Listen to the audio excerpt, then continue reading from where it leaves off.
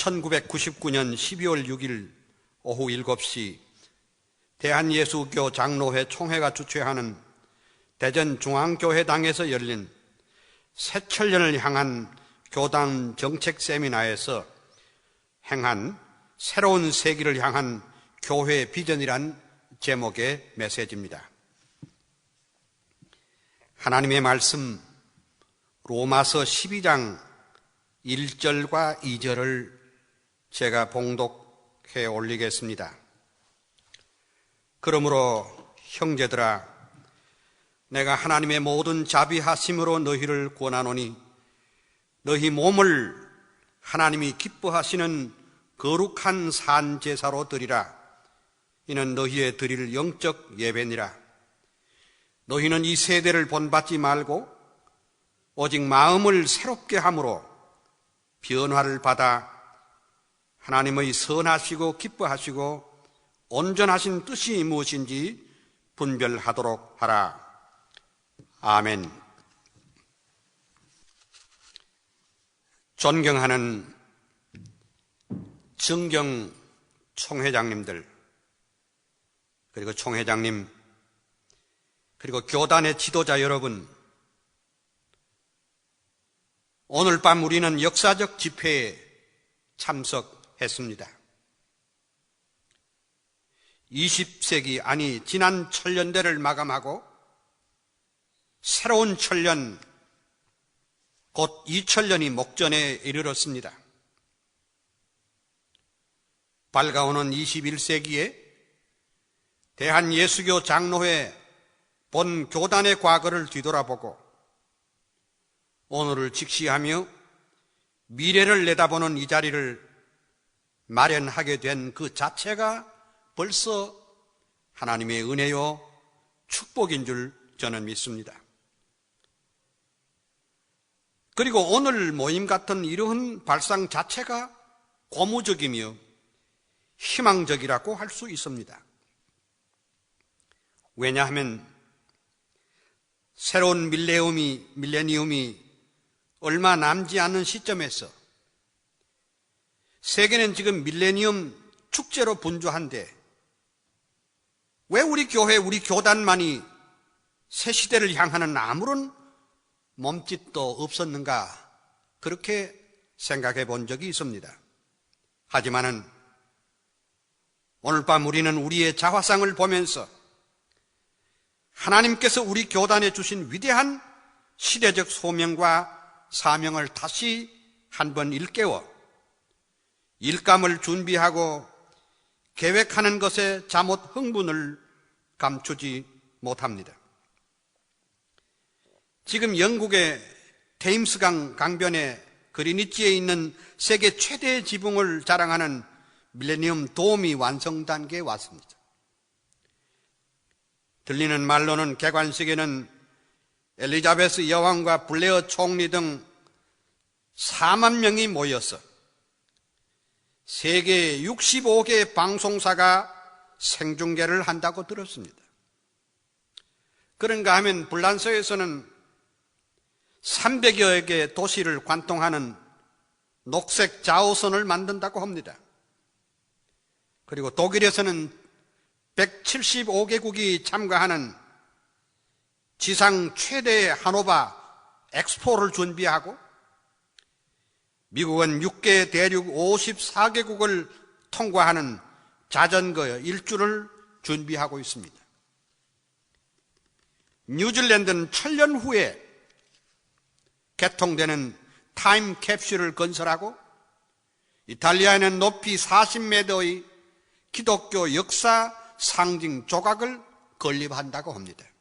한데 우리 한국에서는 겨우 판문점에서 기껏 백남준의 식김 구설한다고 들었습니다. 정직하게 문자대로 하면 21세기는 2000년 1월 1일이 아니라 2001년 1월 1일부터입니다. 그러나 현실적으로 분위기는 21세기가 벌써 시작됐습니다. 2000년이면 새로운 밀레니엄이 시작되는 것은 사실입니다. 우리가 날짜에 울고 웃고 할 필요도 없거니와 날짜에 무슨 신통한 비밀이 있는 것도 사실은 아닙니다. 그러나 나를 소중히 여기고 날의 의미를 부여하고 나를 선용할 줄 아는 사람만이 역사를 이끌어가는 견인차 역할을 할 수 있습니다. 흐르는 물은 흘러갈 뿐입니다. 별다른 의미가 없이 흘러 바다로 들어갑니다. 그러나 흐르는 물을 맞고 커다란 뚝을 만들고 큰 댐을 만들어서 터번을 돌리면 전기를 생산할 수 있고 그 전기는 우리의 실생활의 모든 영역에서 소중하게 사용되어 전철을 움직이고 TV와 컴퓨터를 작동하듯이 삶의 에너지가 됩니다.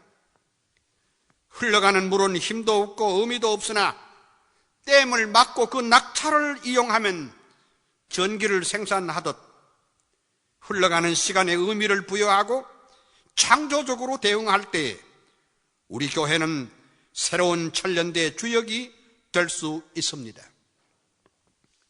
하지만은 흘러가는 세월을 물끄러미 바라만 보고 있다면 우리는 영락없이 역사의 낙오자가 될 것입니다. 바로 그 이유 때문에 오늘 밤 교단의 원로들과 교단의 지도자들이 함께 모여 고뇌하면서 고민하게 된 것이라고 볼 수 있습니다. 그러면 저는 오늘 밤 이 역사적 순간을 맞이해서 아주 차분한 마음으로 교단의 방향과 정책에 대하여 말씀드려보겠습니다. 제가 말씀드리려는 것은 크게 세 가지입니다. 첫째는 밝아오는 21세기에는 얼마나 큰 변화가 올 것이며 목회와 교육의 그리고 교회의 환경은 어떻게 달라질 것인가 하는 것입니다. 둘째는 이와 같은 환경 속에서 한국교회의 지도적 교단인 우리 대한예수교 장로회의 정체성과 새시대의 도전에 대한 우리의 대안을 제시하려고 합니다.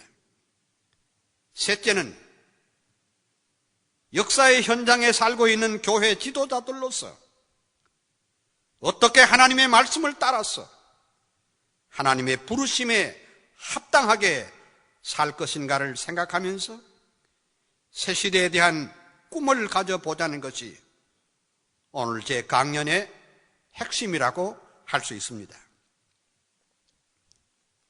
그러면 첫째로 21세기의 세상은 어떻게 변할 것이며 목회의 환경은 어떻게 변할 것인가 하는 문제입니다.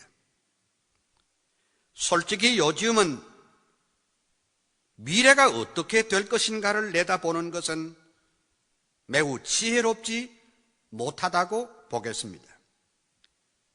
해서 어떤 이들은 말하기를 미래에 있어서 가장 확실한 것은 미래가 불확실하다는 것이라고 했습니다.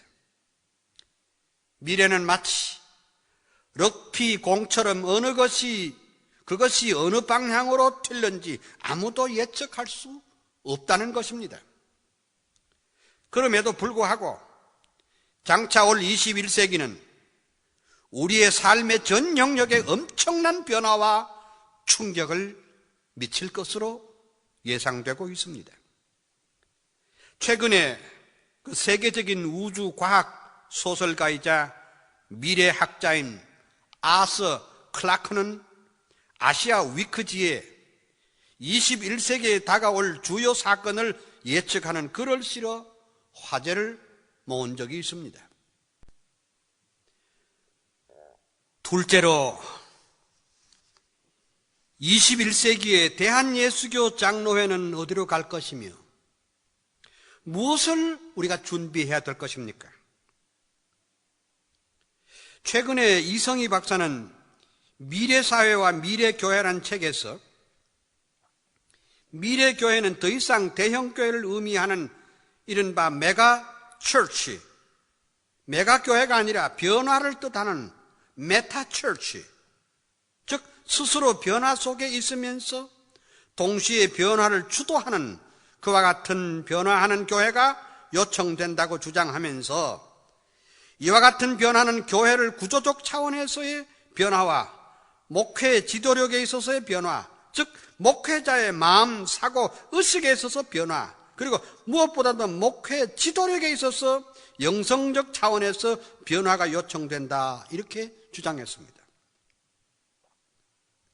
종교개혁자들의 구호대로 개혁교회는 항상 개혁되어야 한다는 원리를 갖고서 먼저는 우리 목회자들 자신이 새로운 시대에 부응하는 자기 변화와 발상의 전환을 하면서 복음의 진리에 불타 있다면 21세기에도 하나님께서 본 교단에 주신 더 큰 소명과 축복을 감당할 수 있을 것입니다. 그래서 저는 오늘 밤 여러분들에게 7가지 기본적인 제안을 말씀드리고 싶습니다. 첫째, 21세기에 있어서 교단의 정체성에 대한 문제를 생각하려고 합니다. 우리 교회는 장로교회입니다. 우리 교회는 19세기 말 미국의 선교사들로 말미암아 복음을 받았고, 미국의 장로교회는 17세기 스코틀랜드 장로교회 뿌리를 옮긴 것이며, 스코틀랜드 장로교회는 존 낙스가 칼빈에게서 배운 대로 장로교회를 만들어서 100년 동안 가꾸어 온 것입니다. 그러므로 장로교회 그의 모든 신학과 신앙의 원리는 칼빈이 개혁주의 사상에서 시작되었습니다. 그런 뜻에 보면 우리 대한예수교 장로회는 장로교회인 동시에 개혁교회라고 해도 무방할 것입니다. 그렇다면 우리 교회는 칼빈과 낙스의 장로교회의 특이성과 개혁신학에 얼마나 충실하며 철저했는지 반성에서부터 새로운 세기를 맞이해야 되지 않겠습니까? 첫째 반성은 우리 교회는 칼빈의 사상을 제대로 연구하지도 못했고 관심이 없었습니다.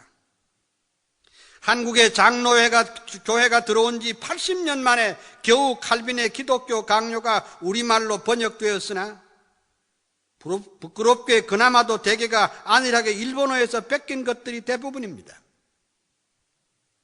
칼빈주의 사상에 대한 연구도 몇 사람의 외침뿐이고 칼빈주의는 보수주의쯤으로 생각하고 실제로는 관심이 없었고 더구나 그것을 삶의 전 영역에 활용하지도 못했음을 부끄러운 반성으로 시작해야 할 것입니다. 다시 말씀드리면 우리는 장로교다운 장로교회, 개혁교회다운 개혁교회를 지켜나가야 합니다. 왜냐하면 한국의 이른바 100여 개의 군소 장로교회가 분열된 데 대해서 모 교회로서 책임을 통감하고 그들의 기대대로 한국 장로교의 본가로서 신학과 신앙의 정통성을 유지하고 삶의 모범을 보이는 구체적인 연구위원회라도 만들어 봐야 할 것입니다. 새로운 시대의 변화가 중요하지만은 우리의 본래 모습에서 탈바꿈하는 세속적이거나 인본주의적인 자기 변화가 아니라 가장 장로교회적인 모습을 되찾으면서 민족 앞에 지도적 교회로서 세상의 변화를 주도해야 할 것입니다. 그 다음은 우리 교단의 명칭 문제인데요. 우리 교단의 명칭은 대한예수교 장로회입니다. 영어로 하면 Presbyterian Church in Korea, 즉 약칭 PCK입니다. 흔히 우리는 총회기관, 총회선교부, 총회출판국인이 하는 말을 씁니다. 총회란 말은 부르기도 쉽고 너무 익숙한 말이지만은 대한예수교 장로회로 바로 잡았으면 하는 생각입니다. 총회는 1년에 대표들이 1년에 한 번씩 모여 가장 큰 회의로서 우리 교단의 모든 현안을 다루는 최고회의지 우리 교단 명칭은 아닙니다. 영어로 General Assembly는 회의를 말하는 것이며 교단의 이름은 아닙니다. 본래 신학교의 명칭도 장로회 신학교 또는 평양 장로회 신학교였습니다. 그 후 일제 탄압으로 학교가 폐교되고 10년 만에 다시 복교될 때도 장로회 신학교가 됐습니다. 그러나 기장이 한국 신학교가 사설 신학교이고 자유주의 신학 노선을 표방하자 이른바 총회의 권위로 세운 권위라 하여 총회 신학교가 되었고, 그 후에 거의 모든 것에 총회라는 말이 교단 명칭으로 이해할 정도로 변했습니다. 이런 영향으로 그러는지 한국에는 130여 개의 총회 신학교라는 학교가 있을 정도입니다. 언어는 개념을 담고 있고 사상을 담고 있습니다. 그렇다면 장로님들의 모임인 장로회라는 말도 가능하면 다른 말로 구별 지었으면 하는 생각이 있습니다. 본 교단의 이름인 대한예수교 장로회와 구별하면서 예컨대 서울 장로 모임이라든지 인천 장로 연합회라든지 전국 장로 연합회 등이 어떨런지요. 왜냐하면 한 세기를 마감하고 또 한 세기를 시작하는 시점에서 우리 교단의 정체성을 바로 지키고 교단의 위상을 바로 찾는데 이런 명칭부터 바로 잡는 것이 좋은 줄 알아서 제가 제안을 드리는 겁니다. 둘째, 대한예수교 장로회의 신학의 정체성을 확실히 해야 합니다. 요즘 우리 교회는 신학의 문제로 대단히 논쟁이 뜨겁습니다. 많은 교단의 지도자들이 염려와 우려를 하시는 것에 대해서 학교에 몸담고 있는 교수로서 먼저 송구스럽습니다. 그러나 신학적 논쟁과 토론이 있다는 그 자체를 너무 민감하게 받아들이거나 너무 걱정할 필요는 없을 것입니다. 왜냐하면 우리 교수님들은 모두 본 교단에서 잘 배우고 건전한 학교에서 유학하고 가르치시고 있기 때문에 토론과 논쟁을 하는 중에 서로 조화를 찾으며 우리 교단의 신학적 정체성을 지켜나가는데 합동해서 유익을 얻을 줄 믿습니다. 그 이유는 다음과 같습니다. 교회와 신학은 서로가 서로를 지켜주는 상관관계에 있습니다. 신학이 잘못 가고 있을 때 교회는 신학을 견제하고 충고하며 신학이 곁길을 가지 않도록 붙잡아주는 역할을 반드시 해야 합니다. 또 반대로 교회가 잘못 가고 있을 때도 신학은 교회가 바른 방향을 잡을 수 있도록 경고해야 합니다. 만에 하나 신학은 신학대로 교회는 교회대로 완전히 따로따로이 행동하고 서로의 대화와 충고가 없을 때는 교단의 신학적 정책에 큰 문제가 생깁니다.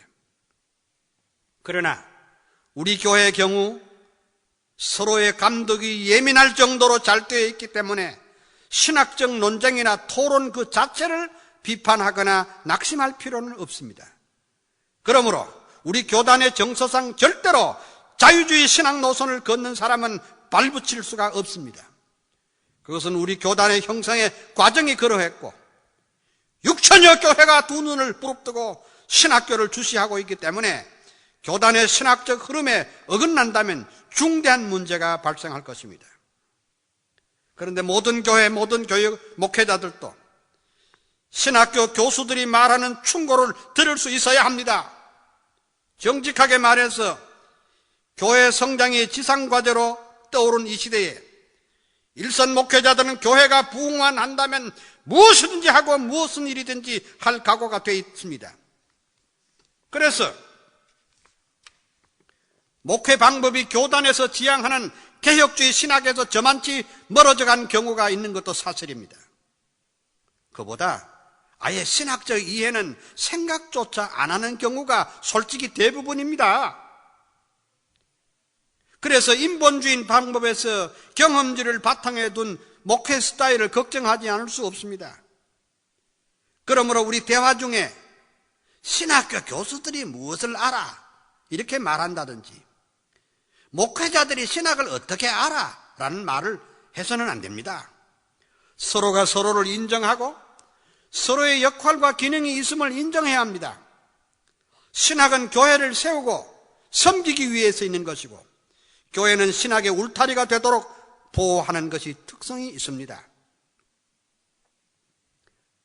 또 다른 하나는 도대체 우리 교회의 신학적 방향은 어디로 가는 것입니까?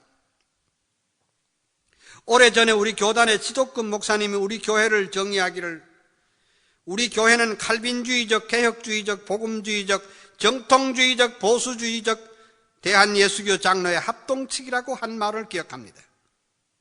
사실 이 말은 가장 거질 것이 없고 확실한 우리 교단의 정서를 대표하는 말인 듯합니다. 그러나 이렇게 되면 우리의 신학적 입장이 너무나 혼란스럽고 무엇이 특징인지 구분이 애매합니다. 예를 들어 봅시다. 흔히 우리 교단의 신학적 입장을 어떤 이는 복음주의라고 합니다. 물론 우리는 복음주의에 속한 교회인 것이 사실입니다. 그러나 복음주의란 이단과 자유주의를 빼고 장로교, 감리교, 성결교, 순복음교회, 구세군 등 모든 교파를 다 망라해서 성경의 초자연성을 믿고 성경의 영감을 믿고 동정녀 탄생, 육체적 죽음과 부활을 믿고 재림을 믿는 교회는 모두가 복음주의입니다. 그런 뜻에서 우리는 복음주의의 신학을 갖는 것은 사실입니다. 하지만은 이것은 너무나도 광범위하고 우리 입장에서 받을 수 없고 또 우리 입장에서 보면 너무나도 배타적인 것도 사실입니다. 어떤 사람은 우리 교회 신학을 보수주의라고 합니다. 맞습니다. 확실히 우리 교회는 역사적으로 보수주의 신학을 지켜왔습니다. 그런데 보수주의라는 말은 본래가 신학 용어가 아니고 정치 용어입니다. 삶의 모든 분야에는 보수주의도 있고 진보주의적인 것도 있습니다. 감리교회도 보수와 진보가 있고 성결교회도 보수와 진보가 있습니다. 장로교회는 말할 것도 없고요. 그렇다고 해서 우리 교회 신학을 그렇게 막연하게 장감성 모든 교회가 공통으로 사용하는 보수주의를 우리의 독특한 신학의 입장이라고 말하는 것은 특징이 빈약하다 그 말입니다. 그렇다면 대내외적으로 천명할 수 있는 우리의 신학적 입장은 바로 개혁주의 신학입니다. Reformed Theology입니다. 이 신학적인 입장은 바로 바울과 어거스틴의 신학을 이어받은 칼빈과 아브람 카이퍼와 헬만 바빙크와 그리고 코넬리우스 벤틸과 그레시안 메이첸과 루이스 베르코프와 박영용과 박윤선과 명신형을 잇는 우리 교단의 신학입니다. 물론 우리의 신학은 복음주의적이요 보수주의적인 것이 사실이지만 우리의 신학이 무엇이냐고 묻는다면 두말할 필요도 없이 우리는 개혁주의 신학이라고 분명하게 말해야 할 것입니다. 개혁주의는 하나님의 말씀을 따라서 개혁하는 것입니다. 그것은 칼빈이 그토록 외쳤던 말씀과 성령으로 교회는 개혁되어야 한다는 것입니다. 즉 종교개혁자들의 표현처럼 하나님의 말씀을 따라서 개혁교회는 항상 교회를 개혁해야 한다는 것을 굳게 붙들고 있습니다. 그러므로 우리 개혁된 교회, 우리는 Reformed Church일 뿐 아니라 끊임없이 말씀과 성령을 따라서 개혁하고 있는 교회, Reforming Church가 되어야 할 것입니다. 개혁주의 신학은 다른 표현으로 칼빈주의 신학이라고 해도 좋을 겁니다. 일찍이 박형룡 박사께서는 1937년 미국의 개혁주의 신학자 로레인 부트너 박사가 쓴 책 Reformed Doctrine of Predestination을 칼빈주의 예정론이라고 번역했습니다. 이는 박형룡 박사께서 개혁주의와 칼빈주의를 동의어로 생각했기 때문에 그렇습니다. 우리 교회의 신학은 개혁주의 신학입니다. 하나님의 영광과 절대 주권을 믿고 삼위 하나님의 구속의 운동의 절대성, 그리고 성경의 무호, 돌투총에서 결의한 칼빈주의 5대 교리를 믿으면서 하나님 앞에서 경건하게 살면서도 위대하고 웅장한 하나님의 소명을 가지고 교회와 세상을 변화시켜서 그리스도의 몸을 세우고 하나님의 나라를 건설하는 것이 개혁주의 신학의 특징입니다. 우리 대한예수교 장로회는 그 어떤 경우에라도 우리에게 은혜와 축복으로 전수해온 이 개혁주의 신학을 힘있게 붙들고 나가야 할 것입니다. 그러므로 우리 안에 있는 모든 인본주의 사상과 세속주의 사상을 차단하면서 비성경적 요인이나 경험주의, 전통주의 마저도 다시 말씀과 성령으로 개혁해 나가야 할 것입니다. 신학교에 대한 제 개인의 비전을 말씀드린다면 솔직히 오늘날 신학생의 숫자는 너무 많습니다. 물론 여기에는 긍정적인 면도 있고 부정적인 면도 있습니다. 긍정적이라 하면 앞으로 하나님께서 우리 민족을 어떻게 사용하실지 모른다는 것입니다.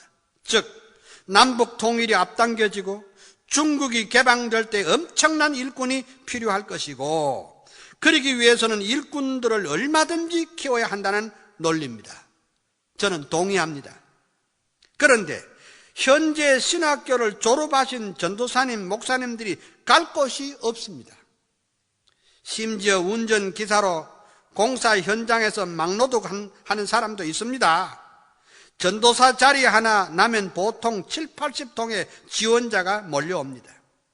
교단에서는 이 문제에 대한 연구위원회라도 조직하고 숫자의 적정선을 유지하고 졸업 후에 진출에 대한 대안을 제시해 주셔야 합니다. 앞으로 지방대학과 지방신학교는 엄청나게 학생 수가 줄어들고 경영에 압박이 올 것도 예상해서 적절한 대비를 미리미리 해야 할 것입니다. 또 총신안에 목사님들의 학문적인 의욕을 충족시키기 위해서 목회학 박사과정을 교육부에 신청해야 합니다. 이미 있는 디민 과정들은 미국 학교와 연계하기 때문에 여러 가지 부작용이 많습니다. 그런데 벌써 천안대학교는 목회학 박사 과정 허가를 받은 경우인데 장차 교단 신학교는 우리도 빠른 시일 내에 신설하도록 해야 합니다. 그래서 신학교와 목양의 현장을 연결하면서 새로운 세계의 새로운 목회 방향을 모색해야 할 것입니다. 셋째는 대한예수교 장로회 본 교단의 목회 방향입니다. 앞서 우리는 21세기의 교회와 목회 환경은 엄청난 변화가 예상된다고 말씀드린 적이 있습니다. 사실 목사님마다 요즘은 걱정이 많습니다. 대도시에 몇몇 이름 있는 특별한 교회만 부흥이 될 뿐 몇 년째 부흥은 고사하고 현상 유지에도 어려운 실정입니다. 목사님들 사이에도 서로 말은 아끼지만 위기의식이 고조되고 있고, 특히 농촌 인구의 감소는 교인의 감소와 맞물려 있습니다. 물론 한국교회는 20세기의 기적적이고 폭발적인 성장을 이룬 세계교회사의 모형 모델이었습니다. 그러나 1990년 이후에는 연평균 증가율이 불과 3%에도 미치지 못하고 있습니다. 통합축의 경우 1990년에서 1994년까지 0.45%가 증가되고, 감리교회는 0.4%, 하나님의 성회는 0.5% 연평균이 증가로 보이고, 우리 교단은 0.06%에 머문 실정입니다. 교단마다 통계 방법이 다르고 교인 수에는 허수가 많은 것으로 감안하면 실제적으로 지금 마이너스 성장이었다고 해도 과언이 아닙니다. 그러면 이렇게 된 원인이 무엇인지 분석해 보는 것은 21세기의 목회 비전을 세우는데 아주 유익할 것입니다. 첫째는 사회적 환경이 변합니다. 한국교회는 한국 사회의 성장과 경제 성장과 맞물려 그것과 맥을 같이 한 것도 사실입니다. 사회가 점점 다원화되어 가고 정치, 경제, 사회 구조가 변했습니다. 1980년 후반부터 정치적 안정과 민주화 바람, 그리고 경제적 발전은 신앙을 통한 삶의 문제를 해결하는 인구가 점점 감소해 버렸습니다. 다시 말씀드리면 인간은 그저 스스로 즐기고 스스로 문제를 할 수 있다는 사상이 서서히 팽배해졌습니다. 승용차의 보편화, 휴양지 개발, 레포츠에 대한 관심, 여가혁명, 유흥산업, 해외 관광, 금강산 관광 등 사회 환경과 가치관이 급격히 변하는데 교회는 신불신 간에 그들의 필요를 채우지 못하고 있습니다. 다시 말하면 교회가 세상의 변화에 안일하게 대처하다가 기회를 놓치고 만 겁니다. 지금이라도 우리 교회는 세상의 변화를 바로 읽으면서 적절한 대안을 제시해야 될 것입니다. 둘째는 한국 교회의 성장의 둔화는 바로 리더십의 부재를 들고 싶습니다. 즉 우리 교회는 사람들의 영적 요구를 채워주는 리더십을 발휘하지 못한 데서 평신도 사역자들을 지도자로 키워주는 리더십을 발휘하지 못했습니다. 더구나 교회 안의 기능적 서열을 계층적 서열로 이해하는 데서 문제가 생겼습니다. 또한 유기적인 상호작용의 결핍으로 은사 활용이 제대로 안 됐습니다. 교회 각 구성원은 하나님의 특별한 은사를 받았는데 그것을 잘 사용하는 리더십이 없는 겁니다. 그리고 리더십의 가장 큰 취약점은 다스리려고 할 뿐 섬김의 리더십이 실종돼 버렸습니다. 모두가 다 다스리려고 하고 섬김을 받으려고만 했지 그 섬기는 리더십이 없어졌다 그 말입니다. 셋째, 우리가 오늘처럼 교회 성장이 멈추어 있는 것은 앞서 말씀드린 대로 사회 변화의 대처에 실패했기 때문입니다. 미가엘 거버는 말하기를 2000년 역사보다 최근의 한 세기가 더 큰 변화가 있었다고 했습니다. 오브리 말퍼스는 교회가 과거에 했던 방식은 더 이상 현재 적용되지 않는다고 하면서 변화의 주용요성과 대응성을 강조했습니다. 교회가 이 시대의 사람들에게 복음을 전달하기 위해서 그 사람들이 살고 있는 정황, 즉 컨텍스트까지를 연구해야 합니다. 복음과 상황은 타원의 두 중심과 흡사합니다. 복음은 영원 불변하지만은 상황은 자꾸 변합니다. 이 불변성과 적응성, 복음이 씨앗이라면 상황은 그 복음이 뿌려질 토양입니다. 복음은 상황에 도전하고 상황은 복음을 요청합니다. 우리는 불변하는 영원한 진리인 복음을 21세기라는 상황 속에 어떻게 심을 것인가를 깊이 고민하지 않을 수 없습니다. 그렇다면 21세기에 걸맞는 우리 교단의 방향은 어떠해야 되는 겁니까? 그에 앞서 저는 삼성경제연구소에서 밝힌 21세기를 읽는 7대 키워드를 소개하고 싶습니다. 즉, 첫째는 응축의 시대, 작은 것이 아름답다라는 키워드입니다. 두 번째는 유연의 시대, 부드러운 것이 강하다는 키워드입니다.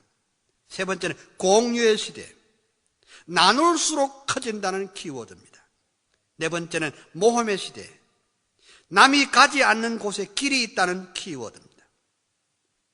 다섯 번째는 특이의 시대, 튀는 인재가 일을 해낸다는 키워드입니다. 여섯 번째 지식의 시대, 보이지 않는 것이 돈이 된다는 키워드입니다. 일곱 번째 기본의 시대, 태풍의 핵은 고요하다는 키워드입니다.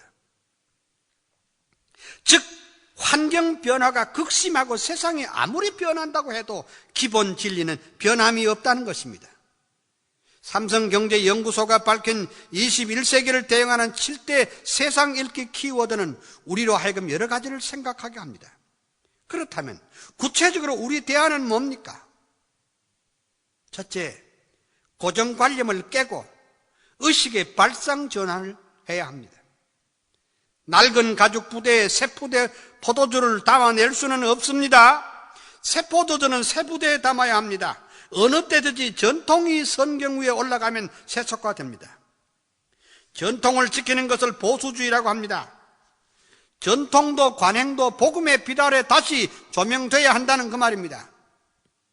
물은 컵에만 담아야 한다는 것은 고정관념입니다. 그러나 실제로 물은 병에도 담을 수 있고 사발에도 담을 수 있고 여러 형태의 그릇에 담을 수 있습니다. 본질은 절대로 변해서는 안 되지만은 그릇은 여러 가지 있다는 것을 인정하는 열린 자세로 봐야 발상의 전환이 있고 새로운 창조적 대안이 나오지 않겠습니까? 지금까지 다른 교단이 우리를 보는 시각은 대개가 이렇습니다. 보수성, 폐쇄성, 배타성으로 요약될 수 있습니다. 그것은 우리가 진리를 파수하고 전통적인 신앙을 지켜오는데 성공했기 때문에 들을 수 있는 말이었습니다. 그러나 밝아오는 2000년대는 고정관념을 깨고 새로운 패러다임의 교회로 가려는 진지한 노력 없이는 새 세대를 이끌고 변화의 주체자로서 교회가 되기는 어렵다고 봅니다. 둘째, 21세기를 향한 목회자들은 새로운 지도력, 곧 리더십을 가져야 합니다. 나라나 교회가 침체되는 것은 지도력의 부재에서 나옵니다. 미국의 정통장로교회, 즉 OPC는 신학적으로는 개혁주의 사상을 유지해왔지만 교회 지도자가 없으므로 지난 70년간 교회는 우리 한 노예 수준밖에 되지 않습니다. 지도력이란 바로 비전, 곧 꿈을 제시할 수 있는 깊은 통찰력과 풍부한 상상력입니다. 지도력은 시대의 꿈과 염원을 재빠르게 감지할 줄 아는 예리한 방향 감각이며 역사의 대의를 붙잡을 줄 아는 풍부한 상상력입니다. 그러나 헛된 야심, 헛된 야망은 바른 지도력을 창출하지 못합니다. 요한 칼빈 목사는 말하기를 명성에 대한 야망과 열망을 버리기 위하여 우리는 그리스도 안에서 죽는다고 했습니다. 하나님이 쓰시는 일꾼은 헛된 야심과 야망의 지도자가 아니라 하나님 앞에 살려고 발버둥 치면서 파수꾼이 아침을 기다리듯 참으면서 시대의 흐름을 외칠 수가 있어야 합니다. 지도력이 뭐냐? 지도력은 합리적인 권위입니다. 합리적인 권위란 권모술수나 감언 이설에 의해서가 아니라 이성과 이해에 호소함으로써 공명과 동의를 얻어내는 지도력입니다. 앞으로의 세상은 카리스마적이고 전제군주적인 권위적인 발상은 나라에도 교회에도 먹혀들지 않습니다. 그리고 참된 지도력은 진실성에서 나옵니다. 진실과 성실로 무장한 사람만이 다른 이들을 감동시킬 수 있고 인격의 깊은 곳에서부터 공명과 동의를 얻을 수 있습니다. 또한 지도력은 끊임없는 노력으로 얻어지는 지식이며 경험입니다. 전문가적인 지식과 경험이 갖추어 있을 때 사람들은 그를 지도자로 따르게 되는 것입니다. 우리 목회자들은 설교하는 지도자요, 가르치는 지도자입니다. 목회자들은 성도들의 신앙의 성숙을 이끌기 위하여 이런 역할이 필수적입니다. 하지만 앞으로의 목회자는 참여하는 지도자의 역할이 필요합니다. 말하자면 흡사 경기의 코치와 같이 격려하고 시행착오를 받아들이면서 그들과 행동하면서 동행하면서 필요할 때는 지원을 아끼지 않는 그런 지도자 말입니다. 그리고 미래의 지도자는 위임할 줄 아는 지도자입니다. 책임도 권위도 위임할 줄 아는 가슴이 큰 지도자가 아니고서는 새 시대의 목회 환경을 헤쳐나갈 수가 없습니다. 그러므로 지도자는 끊임없는 자기 개발과 영적 훈련으로 자기 관리를 해야 합니다. 더 중요한 것은 이런 리더십이 진정으로 필요하다면 전 교단적인 차원에서 또는 신학교에서 리더십 개발 연구에 구체적인 모색을 해야 된다고 봅니다. 셋째는 경건의 회복과 목회윤리의 회복이 되어야 합니다.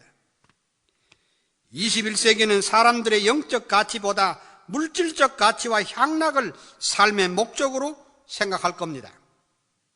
그런데 이런 환경이 될수록 사람들은 더 큰 영적 갈증을 느끼고 있기 때문에 목회자의 경건성 회복과 윤리성 회복이 강하게 요청되고 있습니다.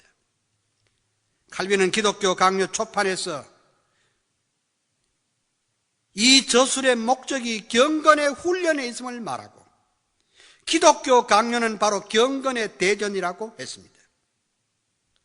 칼빈은 그의 책 전체를 경건에다 초점을 맞추었습니다. 칼빈은 말하기를 하나님에 대한 경외와 하나님의 은혜를 깨달아 아는 것에서 비롯된 하나님에 대한 사랑이 결합된 것을 경건이라고 부른다라고 했습니다. 즉 그는 하나님 앞에서의 그리스도인들의 삶을 요청하고 있습니다. 흔히 요즘 들어서는 경건이라는 말 대신에 이른바 영성이라는 말로 사용합니다. 지금 영성이라는 말을 굳이 피할 필요는 없지만은 자기 식대로 편리한 대로 신비주의적 개념으로 쓰는 것은 안 됩니다. 칼빈의 신학의 구조 속에서 밝히고 있는 그리스도인의 경건, 영성의 삶의 원리는 다음과 같습니다. 그것은 자기 부정의 삶입니다. 그리고 그것은 십자가를 지는 삶이며 기도의 삶입니다. 그것은 하나님께 대한 지식이 경건 혹은 영성의 원천으로 삼고 있기 때문입니다. 솔직히 말해봅시다. 오늘날 우리 목회윤리가 땅에 떨어진 것도 따지고 보면은 하나님 앞에서 경건과 영성훈련의 부족에서 비롯된 겁니다. 우리에게 당장 필요한 것은 목회자의 윤리와 도덕성이 먼저 회복돼야 세상을 향해 외칠 수 있는 것입니다. 앞으로의 세상은 상상을 초월하는 세속주의가 전개됩니다. 그런 와중에도 영적 지도자들인 목회자들은 더 큰 경건의 삶으로 무장하지 않으면 새로운 세기의 교회를 이끌어갈 수가 없습니다. 그렇다면 교단적인 차원에서 영성 프로그램 개발에 적극 나서야 할 것입니다. 또 다른 제안을 한다면 신학교 안에서나 교단 본부에서 원로 목사님들과 전문가들로 구성된 목회치료, 즉 패스토랄 클리닉 센터를 세워서 목회자 자신의 영적 갈증과 윤리적인 문제를 상담하고 치유할 수 있는 기구를 세웠으면 하고 건의드립니다. 넷째는 대한예수교 장로 본교단의 선교 정책에 대해서 말씀드리겠습니다.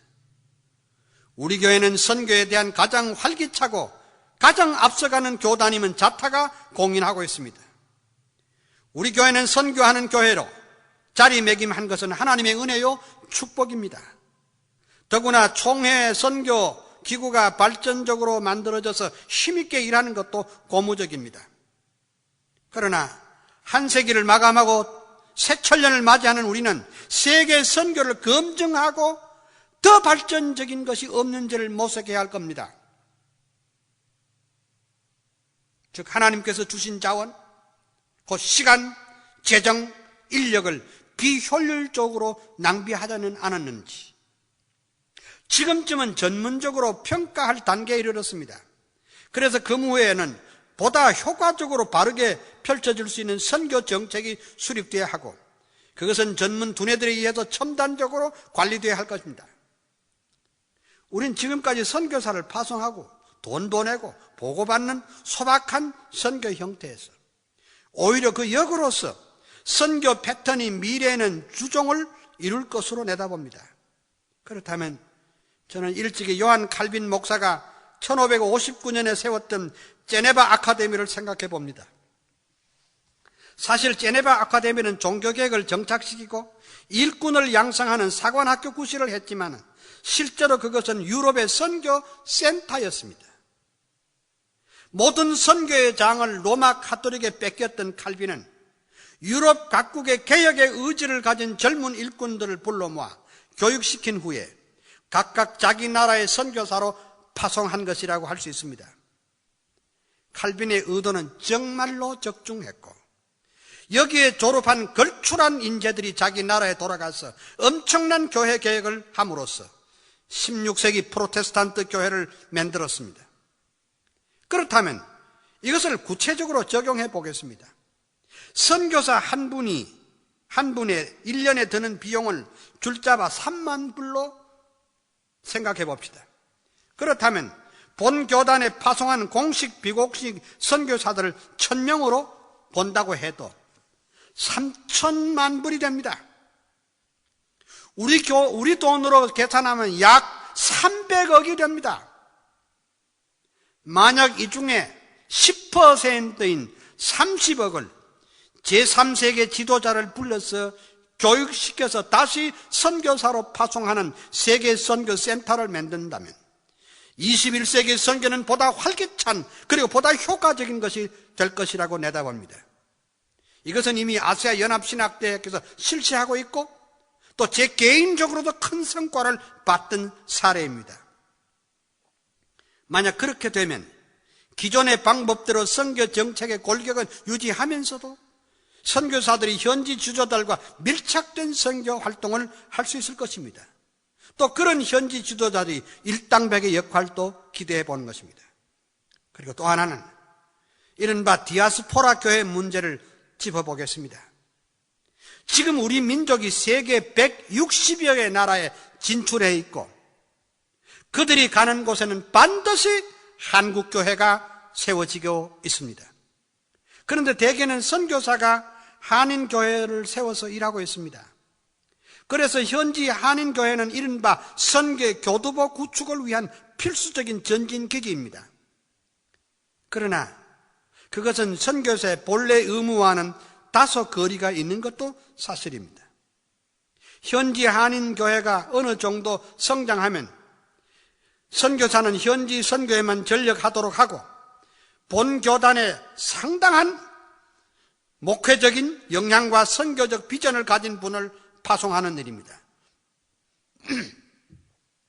제가 주장하는 것은 바울이 우리를 그리스도의 대사로 언급하였듯이 이른바 대사 목사, 암바사도 미니스터의 구실을 하게 해서 현지 교인을 지도하는 스타일입니다. 즉 무게 있는 성공한 목회자들을 교단에서 발탁해서 적극 지원하되 자립할 때까지 지원하고 자립한 후에는 현지 선교사들을 실제적으로 돕는 방법입니다.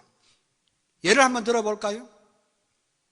대한예수교 장로회 로마교회, 대한예수교 장로회 암스테르담 교회, 마닐라 교회, 런던 교회, 바셀로나 교회, LA 교회, 뉴욕 교회 같이 세울 수 있고 이미 영향력 있는 지도자에게 사명을 주는 일입니다. 우리는 세계를 품에 안고 세계를 위해 일하지 아니하면 우리 교회는 달러만 쏟아붓는 격이 될 수밖에 없습니다. 다섯째, 대한예수교 장로회 본교단의 평신도 교육 정책에 대해서 말씀드리겠습니다. 미래의 교회는 평신도를 어떻게 훈련시켜서 목회의 파트너로 삼는가에 달려 있습니다. 칼 조지는 미래형의 교회인데 메타교회는 소그룹을 통한 교회 활동을 강조하고 목회자는 평신도 훈련을 위한 사역에 많은 시간과 힘을 투자해야 한다고 했습니다. 사실 목회는 목사 혼자서 모든 것을 하는 시대는 이미 지나갔습니다. 일찍이 평신도 신학의 골격을 만든 헨드리 크레머 박사는 그의 평신도 신학의 활한 제목은 교회에서 잊어진 직분 평신도 위치와 소명이라 이렇게 말했습니다.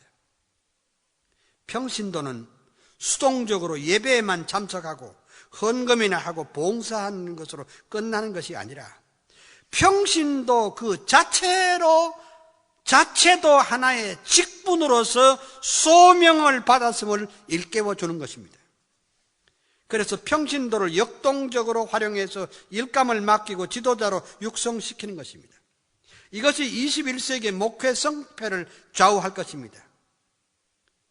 교회 안에는 여성이 60% 이상 상회하는데 여성 인력 개발에 눈을 돌려야 합니다. 또 장로님들의 그룹 가운데는 교회 안에서뿐만 아니라 대사회나 대국제관계에 분명한 칼빈주의적 세계관을 가지고 일하는 지도자를 육성하는 일도 시급합니다. 그래서 제가 여러분들에게 제안드리고 싶은 것은 총신대학교회 안에 야간으로 엘리트 장로님들을 키우는 과정을 만들어야 할 것입니다. 이를테면 서울대학교나 고려대학교의 최고 경영자 대학원과 걸맞는 삶의 전 분야의 칼빈주의적 세계관을 갖고 활용할 수 있도록 하는 과정입니다. 이분들에게 신학을 가르치는 것이 아니라 정치, 경제, 사회, 문화, 교육 전반에 걸쳐서 칼빈주의적으로 접근하는 교육 시스템입니다. 기간은 2년 정도로 하고 20명에서 30명 수준으로 연차적으로 교육하되 양보다 질을 추구하는 평신도 엘리트 코스를 만들었으면 합니다. 이것이 21세기 교단의 정체성을 지키고 평신도 지도자를 육성시켜 목사님들의 목회에 협력하는 것입니다. 여섯째, 대한예수교 장로회 본교단의 교육 정책에 대해서 말씀드리겠습니다. 일반적으로 오늘날은 교육의 위기 시대라고 말합니다. 모든 권위는 땅에 떨어지고 한동안 열린 교육을 떠들더니 기껏 돌아온 것은 학생이 선생을 두들겨 패는 희한한 세상이 되었습니다. 선생이 학생을 두려워하는 시대이고 눈치를 봐야 하는 시대가 됐습니다. 이런 일반 교육의 풍조는 교회 안에도 영향을 많이 미치고 있습니다. 이제는 교회 교육이 앞으로 살아남을 수 있을까 할 정도로 심각합니다. 과거 작년 교인이 100이면 주일학교는 200명, 300명 하던 시절이 있었습니다. 바로 그 교회 교육의 결과가 오늘 우리 한국교회 성장을 가져온 밑거름이었습니다. 하지만은 오늘날은 100명 교인의 주일학교 학생은 20명도 채 안 됩니다. 물론 산하 제한이 큰 요인이지만은 세상이 바뀌고 사회 구조가 달라지고 교육의 내용이 달라지고 있는데도 교회가 안일하게 대처하다가 이 지경이 되었습니다. 한 세대 곧 30년이 지난 후에 우리 교회도 공동화 현상이 일어날 것이 자명합니다. 주일학교 교육은 일주일에 1시간을 하려 하지만은 학교 교육은 30시간 이상입니다. 그 교육은 모두 인본주의 세계관을 가르치고 있습니다. 여기에 대한 대안으로 저는 기독교 초등학교, 기독교 중학교, 기독교 고등학교를 세워서 이른바 주간 기독교 학교를 운영하는 겁니다. 주님의 마지막 선교의 명령도 교육을 통한 선교였습니다. 우리 교단의 학생들은 우리 교단이 지향하는 선교적, 성경적 세계관으로 공부하도록 해야 됩니다. 어린 시절에 바른 세계관, 바른 가치관을 심어주어야 합니다. 그 대표적으로 보면요, 거창의 전영찬 교장이 세운 거창고등학교와 김인중 목사님이 운영하는 안산 동산 중고등학교가 좋은 모델이 될 겁니다. 만에 하나 경제적으로 힘있는 교회라면 이른바 크리스찬 데이스쿨 무브먼트인 이 제도를 적극 도입했으면 좋겠습니다. 아니면 노회적으로 연합해서 학교를 만들고 교사는 총신대학교에서 잘 훈련된 학생들을 교사로 채용해서 신앙 지도와 학문을 동시에 가르칠 수 있다면 일석이조의 효과를 얻을 수 있을 것입니다. 이것은 꿈이 아닙니다. 미국과 화란 등 개혁주의 신앙 노선을 지킨 교회들은 다 하고 있는 방법입니다. 그러므로 사랑하는 여러 목사님들, 장로님들은 1단계로 대안학교를 적극 검토하시고 21세기 교단의 장래에 든든한 초석을 놓을 수 있도록 교육의 새바람을 불러일으키기를 소원합니다. 일곱째, 대한예수교 장로회 본교단의 대사회 문제와 국제관계에 대해서 알아보겠습니다. 우리 교단의 성격상 우리는 지금까지 정치, 경제, 사회, 문화에 대해서 침묵하거나 언급하지 않는 것을 마치 미덕인 것처럼 생각했습니다. 우리는 영혼 구원에만 관심 있고 세상은 죽이 되든 밥이 되든 우리와 상관없다는 식으로 살아왔습니다. 그러나 이것은 적어도 개혁주의자들의 태도는 아닙니다.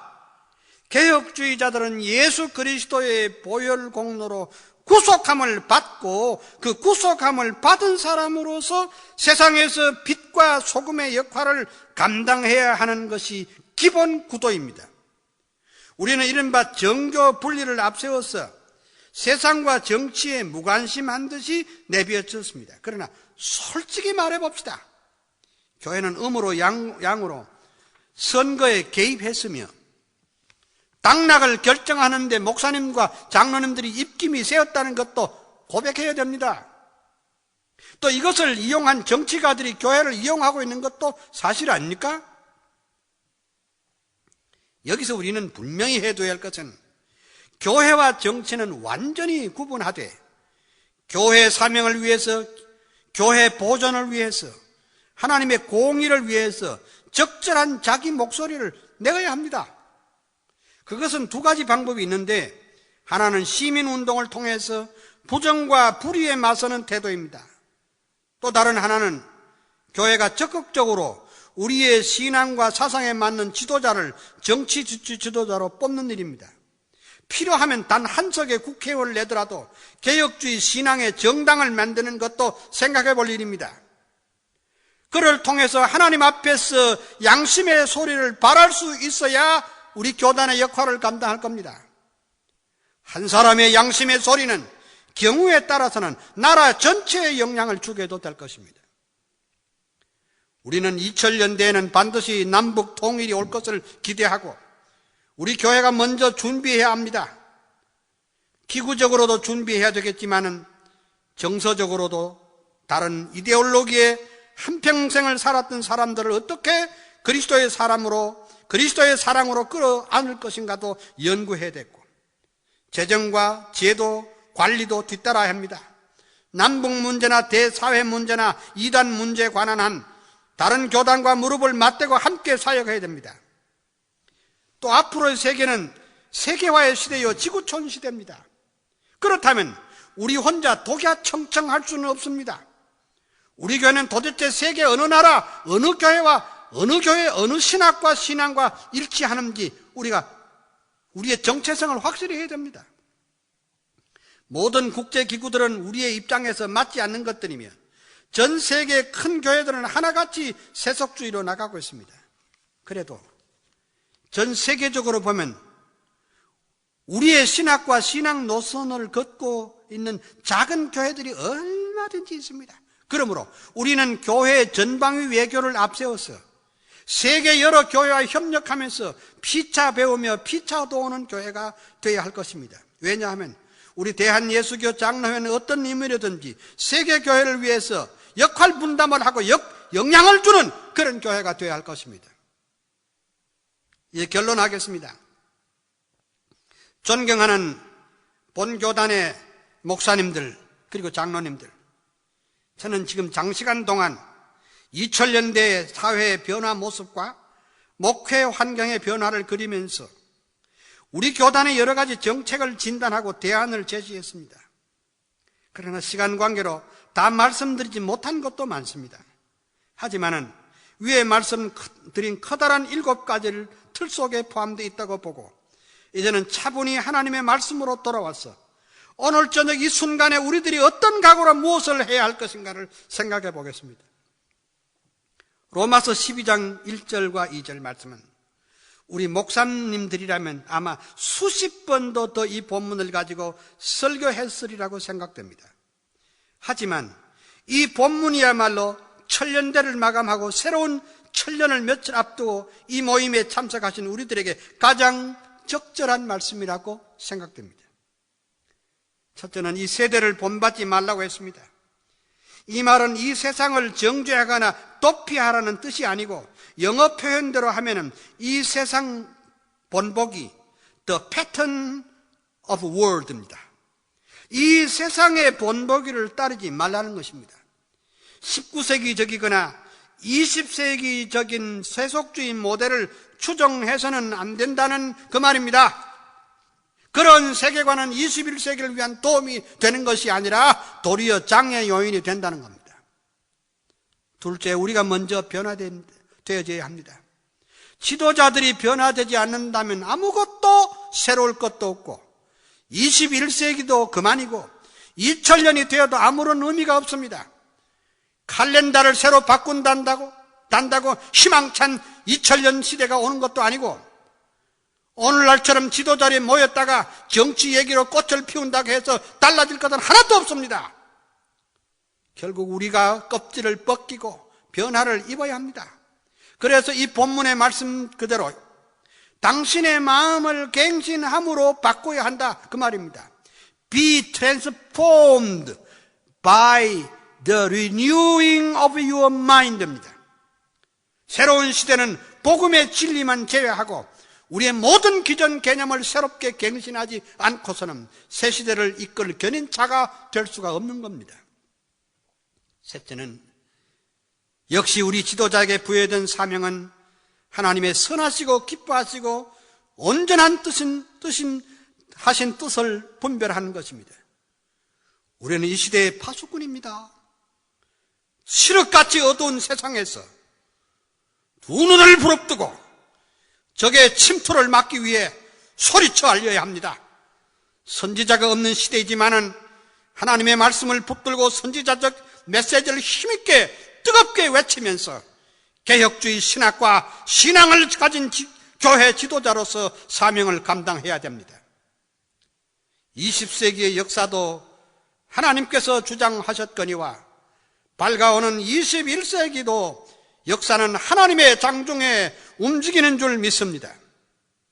우리는 오늘 또 일감이 있지만은 내일 또 일감이 있습니다. 그것은 구령운동의 한가운데 우리가 힘있게 서서 Glory to God, Glory 할렐루야를 힘차게 외치면서 일해야 나갑니다. 일찍이 마틴 루터 킹 목사는 지금부터 32년 전인 워싱턴 링컨 메모리얼 홀 앞에서 I have a dream이란 불멸의 메시지를 했습니다. I have a dream.